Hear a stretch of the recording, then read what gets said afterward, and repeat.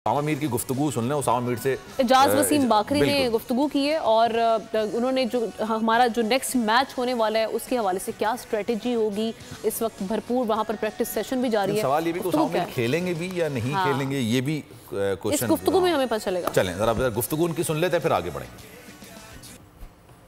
आज मैं Eden gardens Kolkata में मौजूद हूँ। पाकिस्तान का इंग्लैंड के साथ बहुत अहम मैच आ गया है और पाकिस्तान इस मैच में कामयाब होकर सेमीफाइनल के लिए जा सकता है। मेरे साथ पाकिस्तानी टीम के लेग स्पिनर उसामा मीर मौजूद हैं।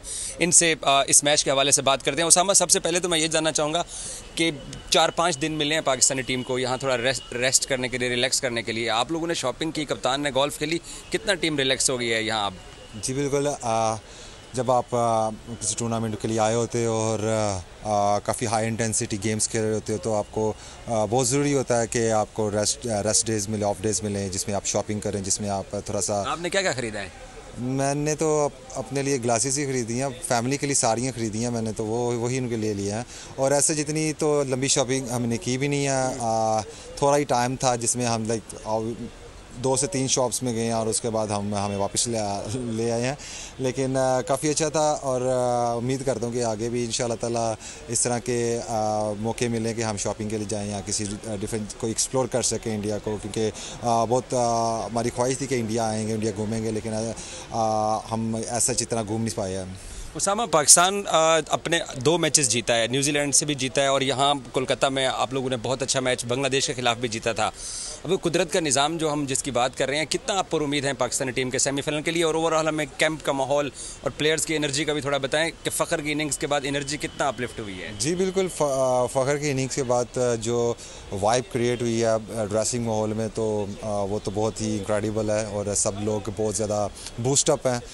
इस तरह की इनिंग्स जब आपके सामने आपका प्लेयर खेलता है तो पूरी टीम ही उस तरह की इनिंग्स से बूस्टअप हो जाती है। तो काफ़ी अच्छा माहौल है, ड्रेसिंग रूम का भी बहुत पॉजिटिव माहौल चल रहा है। और रही बात कुदरत का निज़ाम की, वो तो और जो आगे वाला मैच है वो तो हमारी चीज़ें हक में जा भी रही हैं। ये भी तो देखे ना, अफगानिस्तान के खिलाफ मैक्सवेल ने जो अनबिलीवेबल मैच जीता है वो हमारे हक में ये चीज़ें हैं। हाँ, अभी सो फार तो चीज़ें हमारे हक में जा रही हैं, लेकिन अगर अल्लाह को मंजूर हुआ तो इंशाल्लाह ताला आगे भी चीज़ें हक में जाएंगी और इंशाल्लाह ताला देखते हैं फिर आगे क्या होता है इंशाल्लाह। उसामा, एक वेरी फेयर सा सवाल है, हमारे स्पिनर से जो हमें तवक्कुआत थी, जडेजा, कुलदीप, हमने बड़ी अच्छी बॉलिंग देखी, आप लोगों ने स्ट्रगल बहुत किया है।